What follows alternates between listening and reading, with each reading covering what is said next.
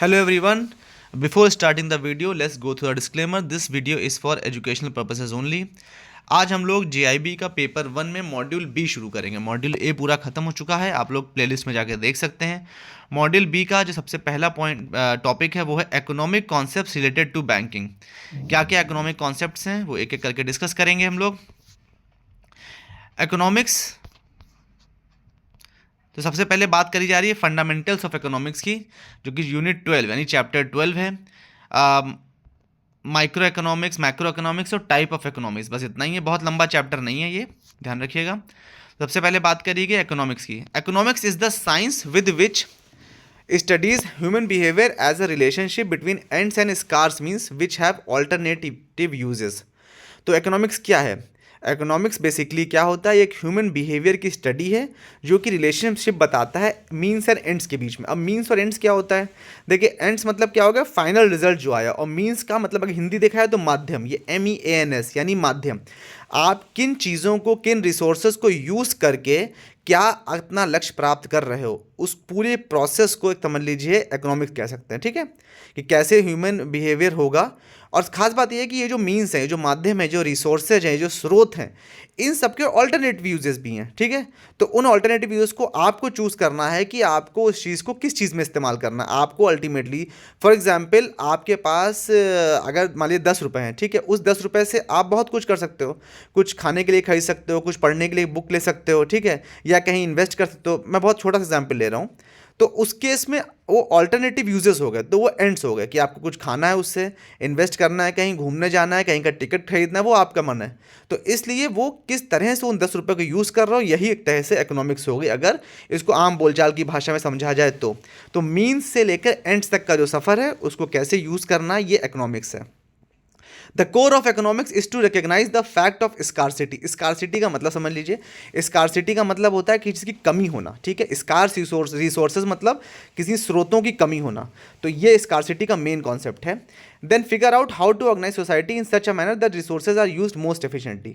देखिए, जो इकोनॉमिक्स है उसका जो मेन जो क्रक्स है, जो कोर है, वो ये कहा गया है कि हर चीज़ लिमिटेड है, जितनी भी रिसोर्सेज हैं वो लिमिटेड हैं, स्कार्स हैं।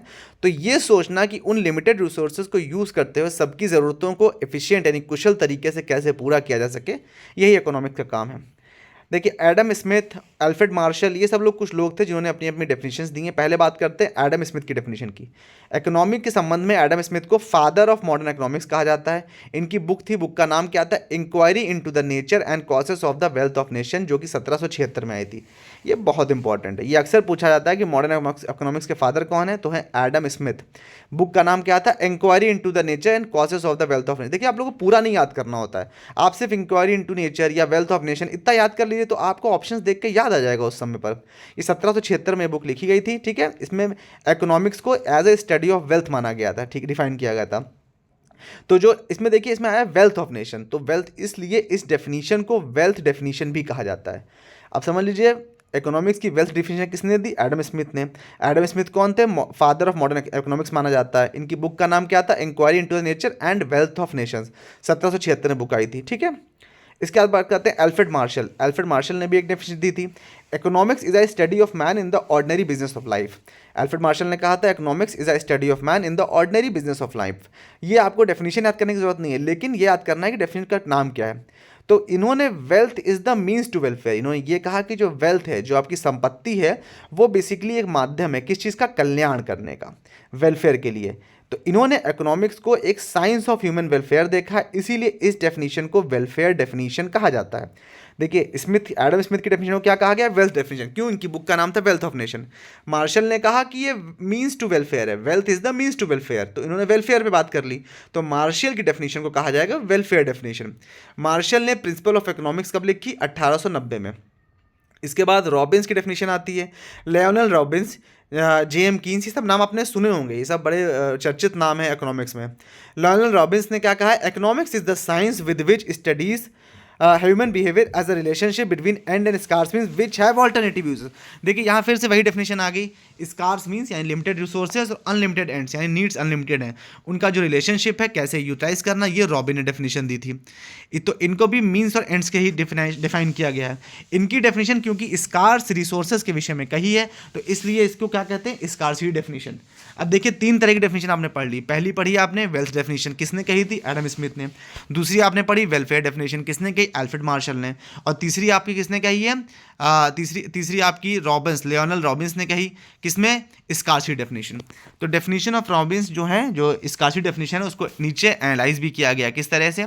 Wants are unlimited, ends refer to wants. Wants यानी हमारी इच्छाएं जो है वो अनलिमिटेड है, और एंड्स जो लक्ष्य है उसको वॉन्ट यानी इच्छाओं से ही चिन्हित किया गया है। We experience all types of wants such as food, clothing, shelter, education, entertainment etcetera, this is no limit to want. ये मैंने अभी आपको बताया भी कि देखिए चाहे आप उससे टिकट लीजिए उस 10 रुपये से, चाहे आप किताब लीजिए, चाहे अपने लिए खाने के लिए कुछ खरीद लीजिए, चाहे आप एंटरटेनमेंट के लिए कुछ ले लीजिए, कुछ भी करिए, लेकिन उसकी लिमिट, जो रिसोर्सेज हैं 10 रुपये लिमिटेड है, लेकिन एंड्स जो डिमांड्स हैं वो अनलिमिटेड है, वॉन्ट्स जो है वो अनलिमिटेड है। तो इन्होंने कहा है वॉन्ट्स आर अनलिमिटेड, इच्छाएं असीमित हैं। The means to satisfy human wants are limited. आगे ये भी कहा है कि जो माध्यम है, जो रिसोर्सेज हैं, जो स्रोत हैं, वो लिमिटेड है उन इच्छाओं को तृप्त करने के लिए। If man has unlimited resources और means to satisfy them there is no economic problem, but it is not so, the resources are scarce in relation to demand. आगे ये भी कहा गया है कि यदि मान लीजिए अनलिमिटेड स्रोत हो जाए, फॉर एग्जाम्पल आपके पास असीम पैसा हो जाए कि कोई गिनती ही नहीं है पैसे की, तो आपको ये नहीं सोचना है कि आपकी 10 रुपये का खाना लेंगे, 10 रुपये की किताब लेंगे, 10 रुपये के एंटरटेनमेंट का टिकट लेंगे। क्यों? क्योंकि अनलिमिटेड है। तो ऐसा तो है नहीं, कोई भी चीज़ अनलिमिटेड नहीं है। जब रिसोर्सेज अनलिमिटेड नहीं है तो फिर इच्छाएं असीमित हैं, तो ऐसे में उनको मैनेज करना होगा। वही मैनेजमेंट एक तरह से इकोनॉमिक्स है। Resources are not only limited but also have alternative uses. ये भी हम डिस्कस कर चुके हैं कि ना सिर्फ स्रोत जो है वो लिमिटेड यानी सीमित संख्या में है, बल्कि उनके जो उपयोग हैं वो असीमित है। We find that a commodity can be put to several alternative uses. With ₹50 you can either buy a good pen or can go for a movie. ये हम डिस्कस कर चुके हैं कि 50 रुपए से या तो आप एक अच्छा पेन खरीद लो या फिर पिक्चर देखने चले जाओ। A piece of land can be put under paddy, sugarcane और wheat cultivation. यही देखिए चॉइस वहाँ पर भी आती है। आपके पास 10 बीघा खेती है तो अब उसमें चाहे आप धान उगा लीजिए और चाहे उसमें आप गेहूँ उगा लीजिए, या उसमें पैडी की फसल कर लीजिए, मतलब गन्ना वगैरह उगा लीजिए, या फिर उसमें आप गेहूँ कर लीजिए। एक ही सीजन की बात मैं कर रहा हूँ, रबी खरीफ के हिसाब से। तो अभी आपका डिस्कशन, आपका निर्णय है। तो इसको ही इकोनॉमिक्स कहते हैं कि आपको ये देखना होगा कि शुगर केन महंगा बिकेगा कि गेहूं महंगा बिकेगा। उसी हिसाब से आप डिसाइड करोगे डिमांड किस चीज़ की है, तो डिमांड से डिसाइड होगा सब कुछ। We have to make a choice, we need to make use of our limited resources to satisfy unlimited. कहा गया हमें चॉइस करना पड़ता है, हमको चुनना पड़ता है कि हमें क्या चाहिए। So every human being must decide whether wants he she will satisfy now and which wants he she would postpone. Thus economics is also called science of choice. Economics को साइंस ऑफ चॉइस भी कहा गया। क्यों? क्योंकि हर individual को, हर व्यक्ति को decide करना पड़ता है कदम कदम पर कि उसकी जो इच्छाएं हैं वो उसे उसमें से इन 10 रुपये या इस 50 रुपये या इस $500 से उसको क्या अभी पूरा करना और क्या वो टाल सकता है कल के लिए। आगे बात करेंगे micro economics and micro economics की। देखिए माइक्रो इकोनॉमिक्स जो है, आपने पहले बता चुके एडम स्मिथ को मॉडर्न इकोनॉमिक्स का फादर भी कहा जाता है। ठीक है, तो पहले बात करते हैं माइक्रो इकोनॉमिक्स। माइक्रो इकोनॉमिक्स की वो शाखा है जो कि हाउस होल्ड यानी घरेलू और फर्म्स का जो डिसीजंस होते हैं उनके लिए डिपेंड करता है कि मार्केट में गुड्स एंड सर्विसेज जो भी खरीदी बेची जा रही हैं उनका घरेलू स्तर में जो इकोनॉमिक्स है उसको माइक्रो इकोनॉमिक्स के अंतर्गत लेते हैं। ठीक है, तो माइक्रो इकोनॉमिक्स क्या करता है, एनालाइज करता है जो बाजार है उसका क्या बर्ताव है, क्या बिहेवियर है, किस विषय में, इंडिविजुअल कंज्यूमर यानी व्यक्तिगत तौर पर जो भी कंज्यूमर्स हैं और जो फर्म्स हैं छोटी, उनके लेवल पर कि वो कैसे डिसीजन मेकिंग कर रही हैं सामान खरीदने या बेचने को लेकर के। इस चीज़ की जो स्टडी है छोटे लेवल की यानी घरेलू स्तर की और कंपनी स्तर की जो है वो कौन डिसाइड करता है, माइक्रो इकोनॉमिक्स के अंतर्गत वो सब आता है। ठीक है, द अजर जो दूसरी शाखा है इकोनॉमिक्स की वो क्या है, मैक्रो इकोनॉमिक्स। मैक्रो इकोनॉमिक्स जो है वो ओवरऑल पूरी अर्थव्यवस्था की परफॉर्मेंस देखती है। ठीक है, मतलब जीडीपी वगैरह ये सब मैक्रो इकोनॉमिक्स में आएगा। तो मैक्रो इकोनॉमिक्स देखा जाए तो 1936 से पहले एग्जिस्ट भी नहीं करता था। फिर अब देखिए जेएम कीन्स का नाम आएगा, जो मैंने आपसे शुरू में कहा था, जॉन मेनार्ड कीन्स। इन्होंने एक बुक पब्लिश करी थी, general theory of employment, interest and money. इसके बाद ही मैक्रो इकोनॉमिक्स का कॉन्सेप्ट आया था, जेएम कीन्स। ठीक है, इन्होंने बुक पब्लिश करी 1936 में, general theory of employment, interest and money. उसके बाद ही मैक्रो इकोनॉमिक्स का कॉन्सेप्ट बाजार में फ्लोट हुआ। मैक्रो इकोनॉमिक्स वो शाखा है जो किससे डील करती है, परफॉर्मेंस, यानी क्या परफॉर्मेंस है, क्या स्ट्रक्चर और क्या बिहेवियर है, किस स्तर पर, राष्ट्रीय या क्षेत्रीय स्तर पर, इकोनॉमी का एक पूरा उसको एक यूनिट मान करके। तो मतलब राष्ट्रीय स्तर पर, अंतर्राष्ट्रीय स्तर पर, रीजनल स्तर पर, क्षेत्रीय स्तर पर इकोनॉमिक्स किस तरह से वर्क कर रही है उसको बोलेंगे मैक्रो इकोनॉमिक्स, और जो घरेलू स्तर की बात हो रही है उसको बोलेंगे micro economics. Macro economics study aggregated indicators such as GDP, unemployment rates and price indices to understand how the whole economy function. पूरी इकोनॉमी किस तरह से कार्य कर रही है, किस तरह से फंक्शन कर रही है, इसको समझने के लिए जीडीपी या बेरोजगारी का जो रेट है, या जो आपकी प्राइस इंडाइस है जैसे सीपीआई, डब्ल्यूपीआई, ये सब चीज़ें जो होती हैं ये सब मैक्रो इकोनॉमिक्स का पार्ट है। द टू ब्रांचेस जो ये हैं माइक्रो इकोनॉमिक्स और मैक्रो इकोनॉमिक्स, इन दोनों को ही मॉडर्न इकोनॉमिक्स का मेन दो ब्रांचेस माना गया है। ठीक है, आगे बात करी गई है कि इकोनॉमिक ऑर्गेनाइजेशन में क्या फंडामेंटल क्वेश्चंस होते हैं। देखिए बेसिकली किसी भी इकोनॉमिक ऑर्गेनाइजेशंस के लिए, वित्तीय संस्था के लिए बेसिकली 3 तरह के क्वेश्चन बताए गए हैं।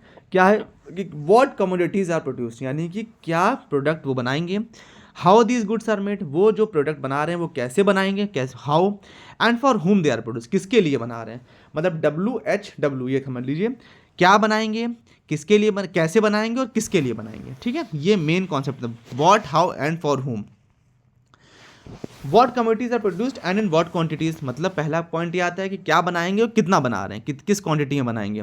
Will we use scarce resources to produce many consumption goods like pizzas, और will we produce fewer consumption goods and more investment goods like pizza making machine which will boost production and consumption tomorrow. देखिए अब आप सोच रहे हैं कि क्या बनाएंगे, ये तो बहुत कॉमन सा क्वेश्चन है, लेकिन देखना ये है कि देखा ही जाएगा इकोनॉमी में रिक्वायरमेंट किस चीज़ की है। कि मान लीजिए हमें अगर पिज़्ज़ा की ज़्यादा रिक्वायरमेंट है तो हम पिज़्ज़ा बना के बेच रहे हैं, लेकिन हो सकता है पिज़्ज़ा से ज़्यादा रिक्वायरमेंट हो पिज़्ज़ा मेकिंग मशीन्स की। तो अगर आपको लगता है कि उसमें ज़्यादा प्रॉफिट है तो आप पिज़्ज़ा मेकिंग मशीन बनाएंगे और उनको आप सप्लाई करेंगे लोगों को, और लोग पिज़्ज़ा बनाएंगे। तो कुल मिलाकर अगर पिज़्ज़ा मेकिंग मशीन में ज़्यादा फायदा है कि इन्वेस्टमेंट भी कम है, कंजम्पशन ज़्यादा है, यानी रिक्वायरमेंट ज़्यादा है गुड्स की, और बेटर उसमें प्रॉफिट्स मिल रहे हैं, इससे प्रोडक्शन बढ़ेगा कल को और कंजम्पशन भी बढ़ेगा। तो कुल मिलाकर के ये डिसाइड करना है कि पिज़्ज़ा बनाना है, पिज़्ज़ा मेकिंग मशीन, मतलब एक एग्जाम्पल है। ठीक है, कि आपको किस लेवल का काम करना है। अब दूसरी बात है हाउ गुड्स आर प्रोड्यूस, ये जो पिज़्ज़ा बनाएंगे, पिज़्ज़ा मेकिंग मशीन बनाएंगे, कैसे बनाएंगे। तो सोसाइटी जो है, जो समाज है, उसको ये भी डिसाइड करना पड़ेगा कि वो जो प्रोडक्शन कर रहे हैं उसमें क्या रिसोर्सेज को यूज़ कर रहे हैं, कि आप ऑयल को यूज़ कर रहे हैं, कोल मतलब कोयले को यूज़ कर रहे हैं, renewable energy, solar energy, wind energy, किसको यूज़ कर रहे हैं। तो अगर मान लीजिए पिज़्ज़ा मेकिंग मशीन बना रहे हो उसमें इन्वायरमेंट खराब हो रहा है तो फिर कोई सेंस नहीं है ना उस बात का। इसलिए ये भी डिसाइड करना है कि गुड्स जो पिज़्ज़ा है, पिज़्ज़ा मेकिंग में बना रहे हैं तो कैसे बना रहे हैं। For whom goods are produce, ये जो आप बना रहे हैं इसका डिस्ट्रीब्यूशन क्या है, ये किसको आप बेच रहे हैं, कहाँ बेच रहे हैं, वो भी बहुत चीज़ इंपॉर्टेंट है। कि जो भी आप इससे वेल्थ जनरेट कर रहे हैं वो फेयर एंड इक्विटेबल है कि नहीं, ऐसा तो नहीं कि वो और इनइक्वलिटी को बढ़ावा दे रहा है। Will society provide minimum consumption to the poor और must provide people work if they are to eat.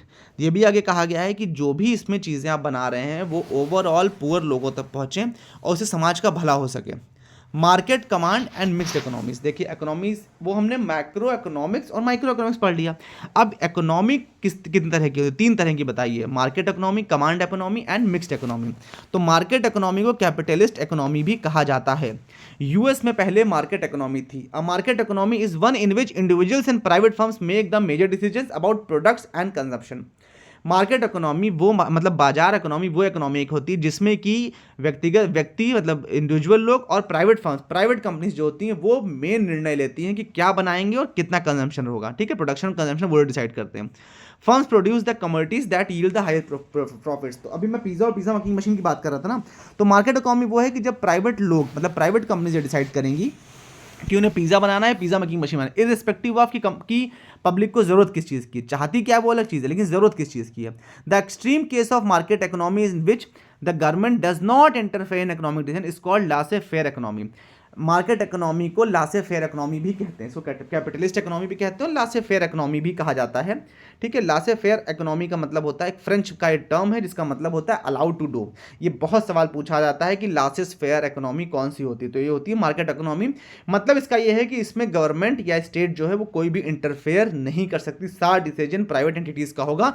US में ये इकोनॉमी पहले चलती थी। सोशलिस्ट इकोनॉमी जो कि सोवियत यूनियन का सिस्टम था देखा जाए तो, इसको कमांड इकोनॉमी भी कहते हैं। तो मार्केट मार्केट इकोनॉमी को क्या कहते हैं? Capitalist economy. और सोशलिस्ट इकोनॉमी को क्या कहते हैं? Command economy. तो जो कमांड इकोनॉमी है वो कैसी होती है? जिसमें सारे डिसीजन गवर्नमेंट लेती है कि क्या बनाना है, क्या प्रोडक्शन है, क्या डिस्ट्रीब्यूशन है, वो सब गवर्नमेंट करती है। तो ये सोवियत यूनियन का प्रोसेस था। इसमें गवर्नमेंट ही मेजर जो इकोनॉमिक क्वेश्चंस हैं कि क्या बना रहे हो, किसको बेच रहे हैं, किस दाम पर बेच रहे हैं, ये सब कुछ गवर्नमेंट डिसाइड करेगी। ठीक है। फिर आते हैं मिक्स्ड इकोनॉमी। देखिए ज़्यादातर जो देश हैं, जैसे इंडिया भी अगर देखा जाए तो वो सभी मिक्स्ड इकोनॉमी पे ही काम कर रहे हैं। मतलब उसमें गवर्नमेंट का इंटरफेयर, प्राइवेट इंटरफेयर दोनों का ही थोड़ा थोड़ा रहता है, तभी कंट्रीज ग्रो कर पाती हैं। Today most decision in the United States are made in the marketplace, but the government plays an important role in overseeing the functioning of the market. देखिए आगे बताया गया कि यूएस में भले ही मार्केट इकोनॉमी चल रही है, वहाँ पे ज़्यादातर डिसीजन प्राइवेट एंटिटीज ले रहे हैं, लेकिन जो फंक्शनिंग है मार्केट की वो सब अब गवर्नमेंट देखती है कि क्या रूल्स बनाने हैं, क्या गाइडलाइंस देनी है, क्या रोल रहेगा उसमें लोगों का, ये सब गवर्नमेंट देख रही है। तो कुल मिला के इसको मिक्स्ड इकोनॉमी कहेंगे। ठीक है। जिससे कि पोल्यूशन भी कंट्रोल सके, गुड्स एंड सर्विसेज का प्रॉपर डिस्ट्रीब्यूशन हो सके, और ये ना हो कि जो इनइक्वालिटी हो बढ़ती जाए। India right from the beginning of its economic planning has been a mixed economy. India जब से अपनी प्लानिंग शुरू करी है आज़ादी के बाद से, तब से वो मिक्स्ड इकोनॉमी पे ही काम कर रही है, जिसमें प्राइवेट सेक्टर, पब्लिक सेक्टर और जॉइंट वेंचर सब लोग एक साथ काम करते हैं। जॉइंट वेंचर वगैरह हम लोग पहले डिस्कस कर चुके हैं, आशा करता हूँ आपको पता होगा। आई होप आप लोग को क्लियर हो गया हो। कोई डाउट हो तो आप लोग कमेंट सेक्शन में पूछ सकते हैं। Please subscribe to the channel. Thank you so much for going through the video.